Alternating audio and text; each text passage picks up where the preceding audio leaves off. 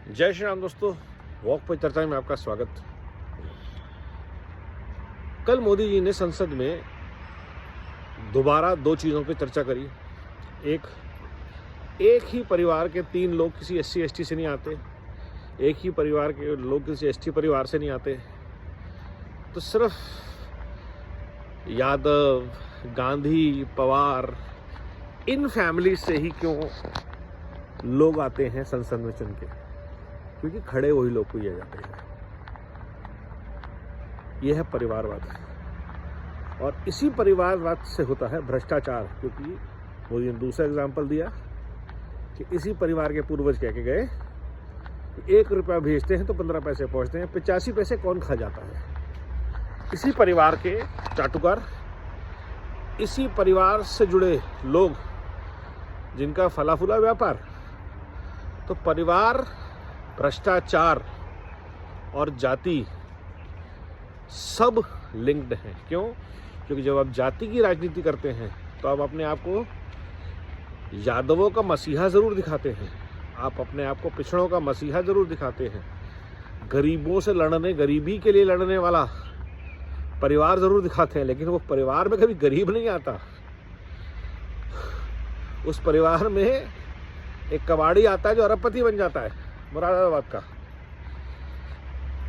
और गरीबी हटाओ का नारा 40 साल 50 साल से चलता है, लेकिन गरीबी नहीं हटती है। क्यों?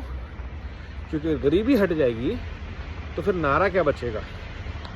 और यही डर इनको मोदी जी से सबसे ज़्यादा है कि मोदी जी जो कहते हैं वो करके दिखाते हैं। 25 करोड़ लोगों को गरीबी रेखा से ऊपर कौन लाया? मोदी जी। देश के अंदर जो कहा वो करके किसने दिखाया? मोदी जी ने। अगर किसानों को पेंशन मिल रही है, विधवाओं को पेंशन मिल रही है डायरेक्ट उनके खातों में, कोई दलाल नहीं, किसी के आपने हाथ पैर नहीं जोड़ने, किसी के साइन नहीं करवाने, किसी को 500 में से 100 रुपये नहीं देने, सीधा आपके बैंक खाते में। तो भ्रष्टाचार पे जब वार होता है तो फिर गुस्से में परिवार होता है, और ये हम देख रहे हैं। परिवारवाद जो है वो भ्रष्टाचार की जड़ है, क्योंकि जो परिवार होते हैं उनके फिर चमचों के भी परिवार होते हैं, चाहे वो ब्यूरोक्रेट्स हों, चाहे वो जर्नलिस्ट हों। जैसे कि एक थापर परिवार है, वो वंशों से गांधी परिवार से जुड़ा हुआ सेवक परिवार है। आज भी वो उनके लिए कुछ नहीं कह सकते। या एक परिवार है सागरिका के पिताजी से चल रहा, और उनके दामाद राजदीप सरदेसाई का, क्योंकि भास्कर घोष इंदिरा गांधी के टाइम से लॉयलिस्ट हैं, ब्यूरोक्रेट थे,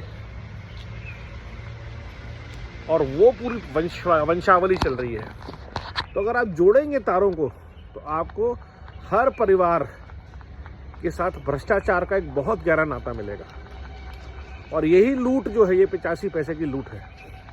वो 85 पैसे कब 85,000 करोड़ 8,50,000 करोड़ में कन्वर्ट हो गए, ये हमें पता ही नहीं चला। हम गरीब ही रह गए, देश गरीब रह गया। आज निर्मला सीतारमण जी जब बोलती हैं कि 12 लाख रुपए की इनकम टैक्स हम माफ़ कर देंगे, क्यों?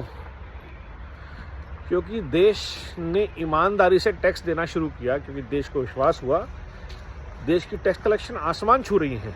क्यों छू रही हैं? क्योंकि पैसा सही जगह जा रहा है,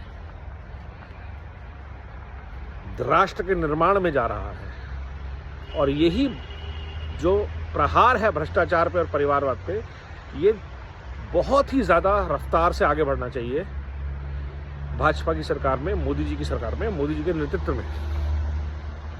और सिर्फ यही उम्मीद है देश की नरेंद्र मोदी जी से, जो उन्होंने कहा उस पर चलते रहें।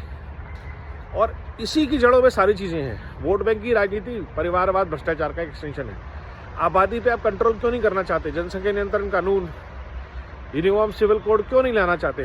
क्योंकि अगर देश में बेटर गवर्नेंस के स्ट्रक्चर्स होंगे तो वोट बैंक की राजनीति पिछड़ जाती है। आपको काम पे वोट मांगना पड़ेगा, आपको जाति, मजहब के नाम पे वोट मांगने की आज़ादी चली जाती है। जात जीपीटी खत्म हो जाती है राहुल गांधी की, और केजरीवाल की फ्री की जो रेवड़ियां हैं वो एक स्ट्रक्चर्ड मॉडल में आती हैं। जिसको ज़रूरत है उसके लिए दिया जाए। जब भी कोई परिवार का व्यक्ति जिसके घर में वो बिजली का बिल दे सकता है लेकिन वो देता नहीं है क्योंकि फ्री है, सबके लिए फ्री है, तो वो उस गरीब का हक छीनता है जिसके लिए वो होनी चाहिए। यही शिक्षा के साथ है, यही स्वास्थ्य सुविधाओं के साथ है। जो टैक्स पेयर्स हैं, जो वेल ऑफ लोग हैं, उनके लिए भी फैसिलिटीज़ होनी चाहिए।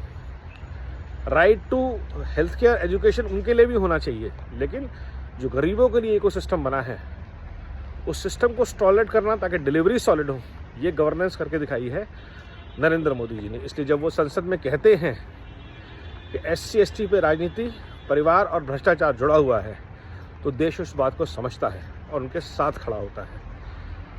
और इसलिए वो गर्व से कहते हैं अभी तो तीसरी बार है, अभी बहुत बार हमारी सरकार आएगी क्योंकि इनके पापों को हमें बहुत धोना है अभी।